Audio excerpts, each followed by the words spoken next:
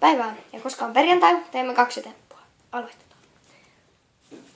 Tuo on teidän kortti. Minä en näe sitä, enkä voi tietää sitä. Joo. Laitetaan sen pakan päälle ja nostetaan vakkaa. Ravistetaan vakkaa. Ja nyt voidaan huomata, että yksi kortti on pinkki. Ja mikä tämä kortti on, se selviää kohta. Oliko tuo teidän korttinne?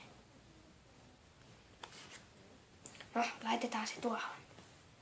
Ja otetaan teille toinen kortti. Sanokaa jossain kohtaa stop. Vaikka stop. Tuo on teidän seuraava kortti.